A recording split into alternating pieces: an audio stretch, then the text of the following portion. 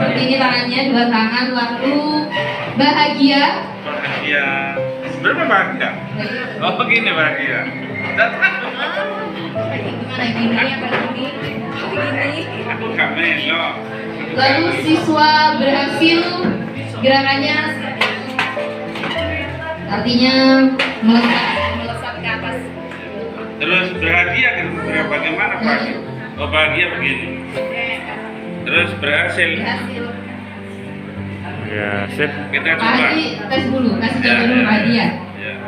Growth mindset, Pasti pembelajaran, menyenangkan, bahagia, guru bahagia. bahagia, siswa Berhasil. berhasil. Bisa ya Bapak Ibu ya.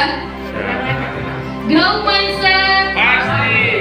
pembelajaran, siswa berhasil. Terima kasih tepuk tangan buat kita semuanya. Ada fungsi mendidik, tidak sekedar fungsi mengajar.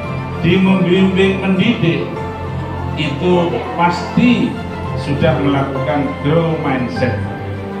Kalau tidak ada grow mindset, tentu tidak akan ada anak-anak kita yang sukses hari ini. Nah Bapak Ibu, sebenarnya manusia lahir itu kodratnya GM atau FM sebenarnya? GM.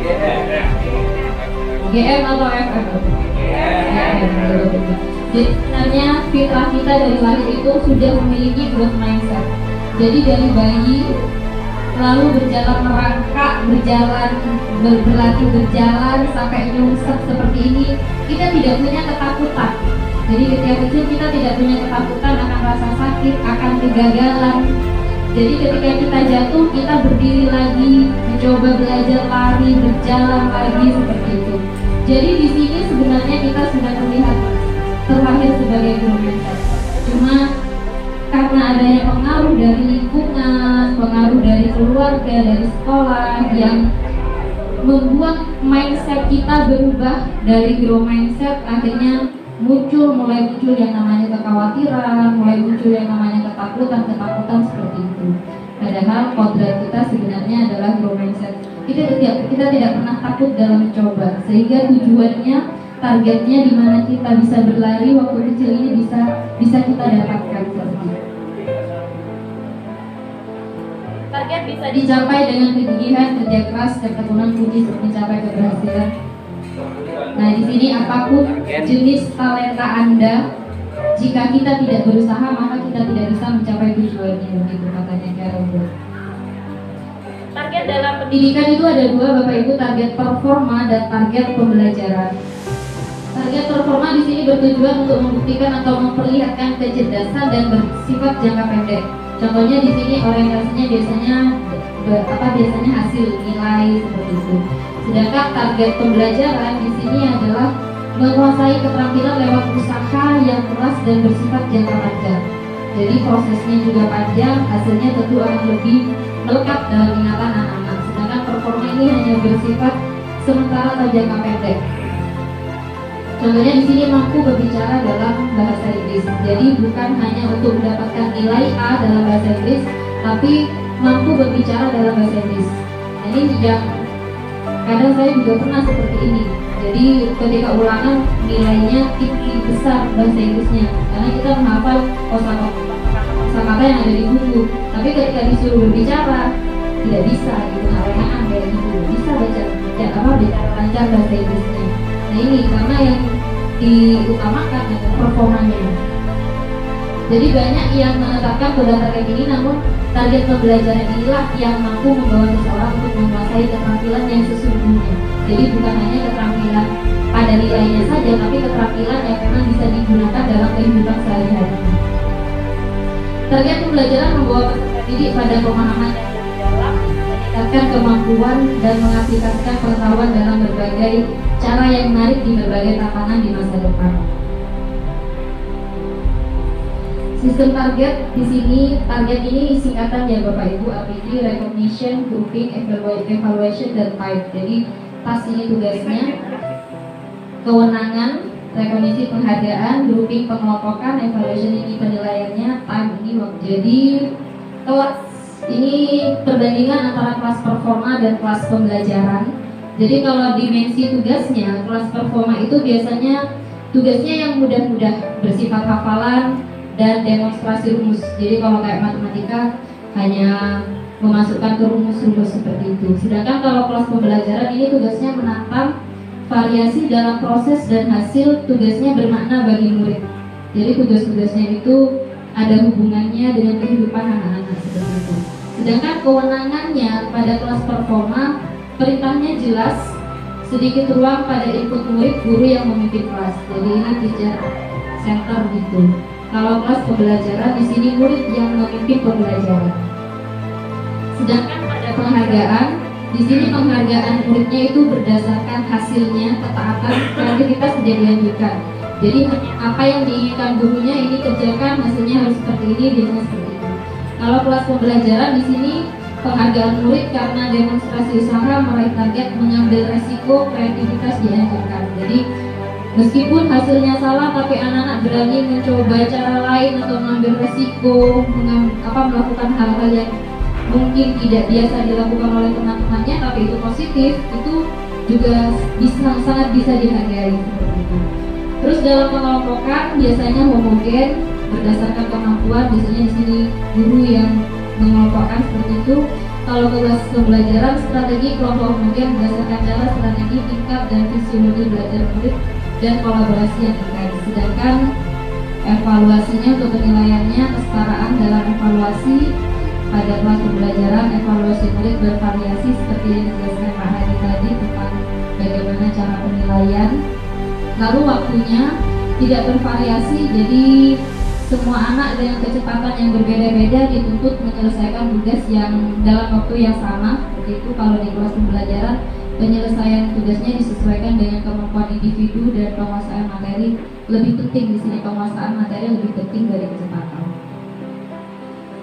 Oke, kita mencoba cek apakah tadi sama seperti tadi ya Bapak Ibu ya, cuma kita pakai cara lain.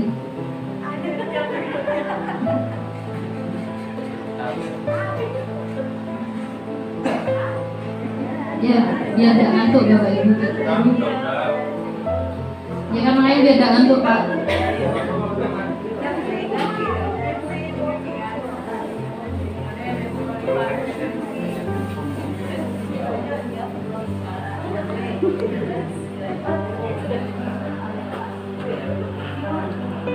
Ini apa? Pembelajaran.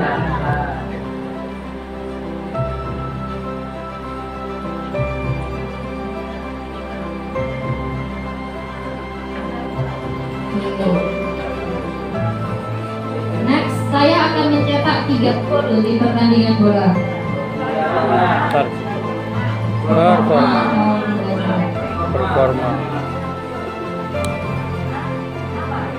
Beda tidak apa-apa Bapak Ibu ya, tidak harus sama.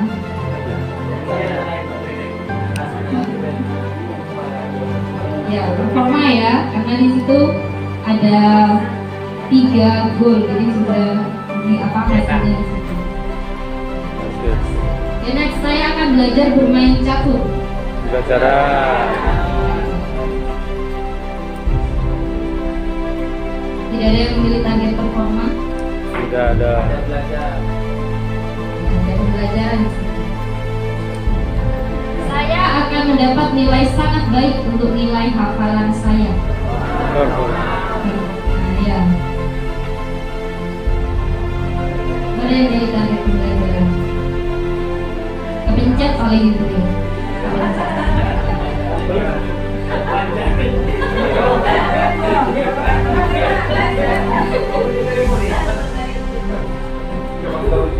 Next, saya akan belajar mengaplikasikan proses ilmiah itu pada Pembelajaran.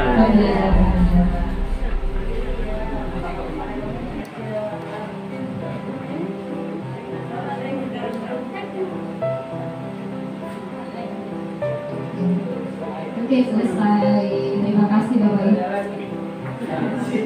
Jadi semuanya sudah ini ya, sudah GR ya, karena sudah melakukan target ini, target pembelajaran.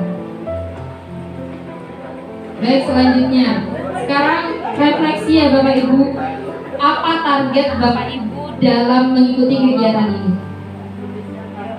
Ditugaskan oleh sekolah kan dia untuk datang ke sini selama 2 hari. Nah, target Bapak Ibu dalam mengikuti kegiatan ini apa? Silakan dibuka lagi ini linknya dan dituliskan di sini ya Bapak Ibu.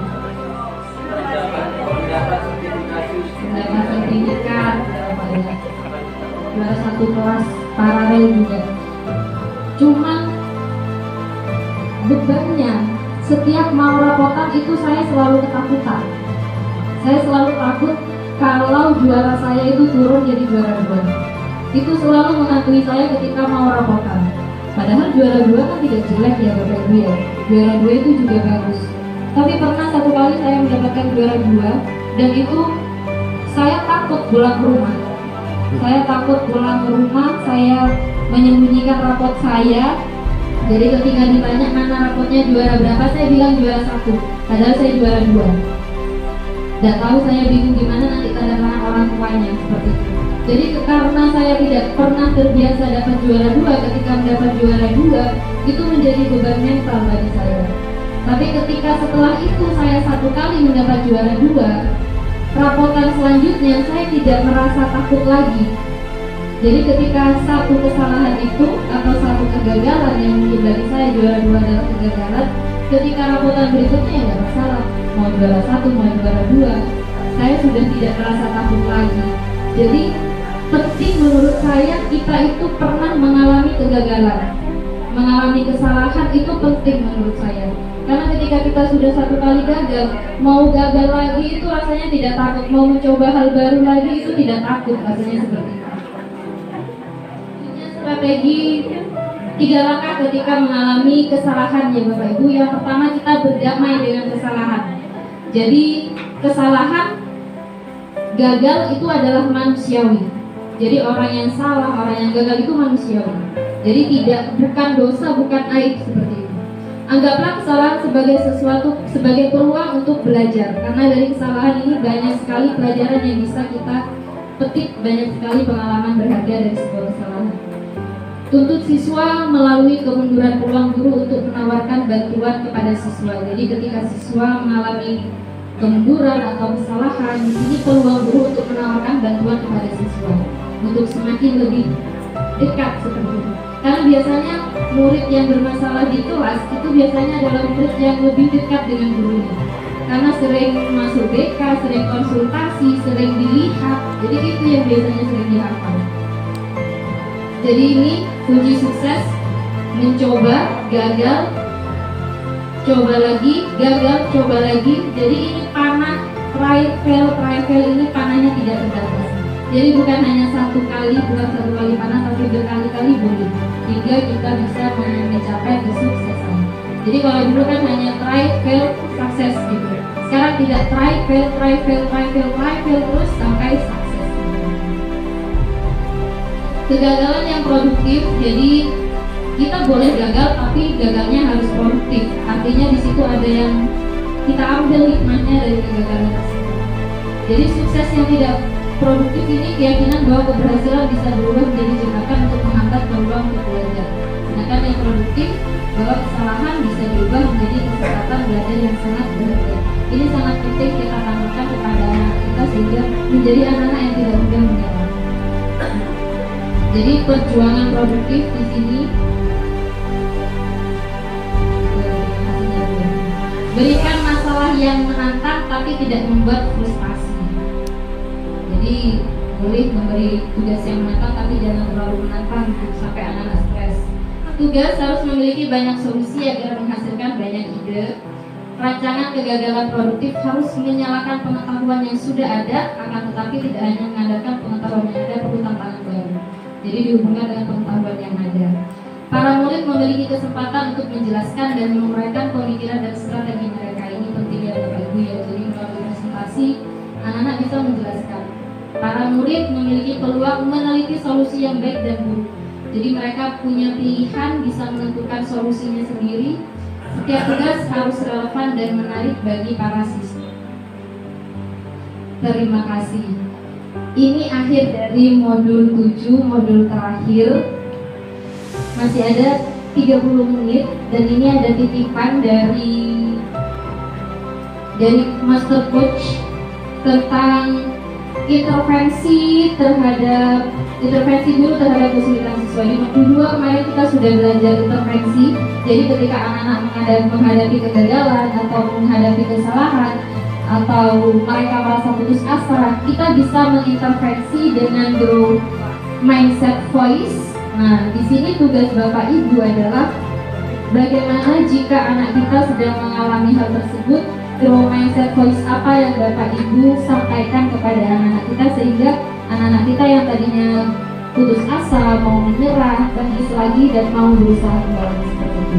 Jadi di sini lembar yang Bapak Ibu akan kerjakan ada situasi, lalu afirmasi apa yang Bapak Ibu bisa berikan kepada anak-anak. Ini usahanya. Kamu memang terlahir sebagai seorang penulis pribadi ya. Tulisanmu menunjukkan bahwa kamu mengerti pentingnya pemilihan kata. Proses. Nah, ini adalah kritikan. Kamu mengacaukan semua ini. Kritikan pribadi. Ini tidak akan berhasil. Bagaimana kalau kita coba cara lain? Proses. Kamu sudah melakukan yang kamu bisa, tapi ini tidak cukup. Pribadi ya Bapak Ibu ya. Kamu mungkin tidak mencapai target, tapi coba kita perhatikan apa yang sudah kamu pelajari. Ini proses. Mungkin bermusik memang bukan bakatmu. Ini pribadi. Teruslah berlatih, kamu semakin dekat dengan penguasaan materinya. Proses. Kamu nakal sekali. Pribadi. Ini keputusan yang buruk, apa yang bisa kamu lakukan agar hal ini tidak terjadi lagi. Ini adalah pribadi ya. Lalu ikut lomba yang lain saja, kamu tidak punya bakat bernyanyi. Pribadi. Sepertinya nada yang kamu ambil terlalu tinggi sehingga hasilnya kurang bagus. Bagaimana kalau kita turunkan nadanya? Proses. Baik. Dari hasilnya di sini sudah terlihat ya Bapak Ibu, semuanya guru-guru GM.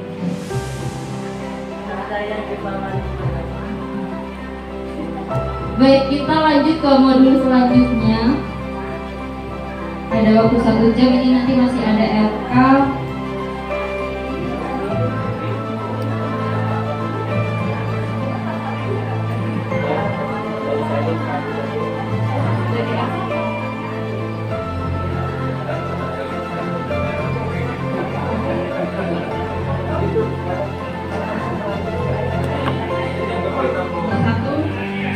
Gagal dalam mengerjakan ujian. Afirmasi guru untuk intervensi mindset yaitu memberikan konten yang siswa gagal dalam ujian itu dengan metode atau pendekatan yang sesuai dengan kebutuhan siswa. Yang pertama. Yang kedua, siswa menghindari tantangan atau tugas yang sulit.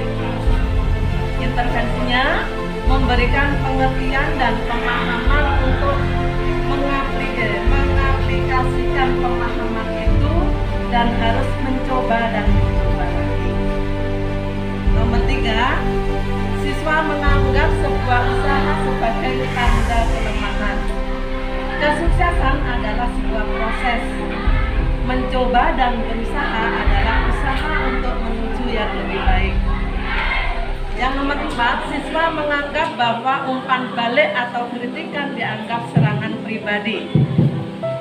Justru umpan balik adalah cara untuk melihat kemampuan siswa untuk bisa menjadi tolak ukur dalam mengukur kemampuan siswa. Yang kelima, siswa mengatakan tidak bisa mengerjakan sebuah tugas. Melatih dan melatih karena usaha adalah proses dan di dalam proses itu otak sedang berkembang. Yang nomor 6, siswa iri terhadap kesuksesan temannya di sekolah. Seharusnya siswa mengakui ketidaksempurnaan pada dirinya karena kegagalan adalah menjadi pembelajaran dan itu adalah sebuah proses. Kamu harus berproses. Kamu masih berproses belajar. karena kita mayoritas beragama Islam mesti muncul beban. Pastikan itu ibadah. Enjoy anak-anak, karena ujung-ujungnya surga namanya mabuk mana. Betul banget.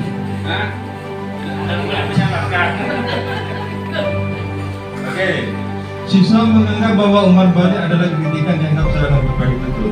Ketika itu kritikan ditujukan kepada anak yang introvert, apa introvert?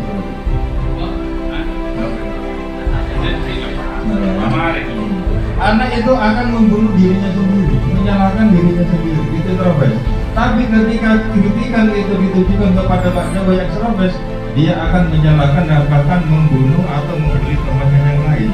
Makanya sebagai seorang guru, mau tidak mau harus belajar psikologi, ilmu kejiwaan. Ilmu kejiwaan didapat ketika guru itu selesai dengan dirinya sendiri.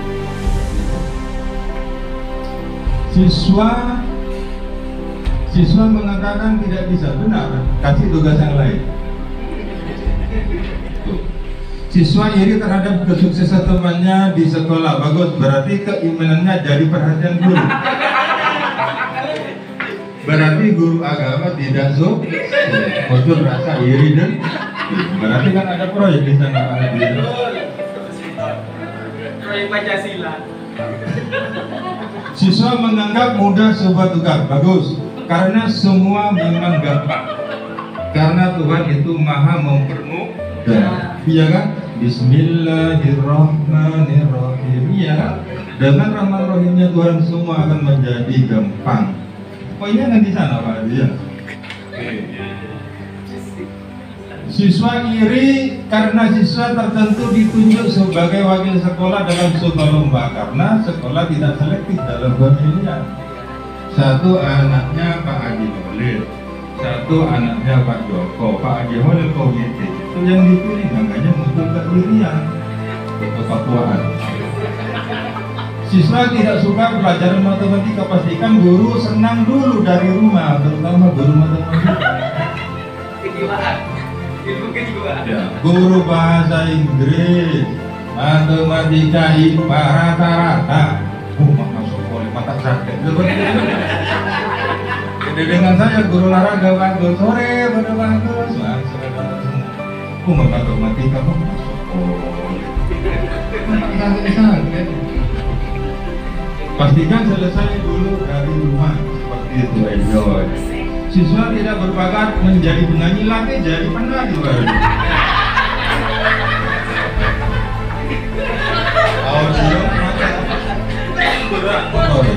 Betul banget.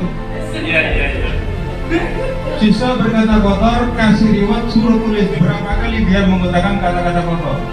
Seperti itu. Misalnya saya bukannya suruh tulis. Akhirnya dia berhenti sendiri.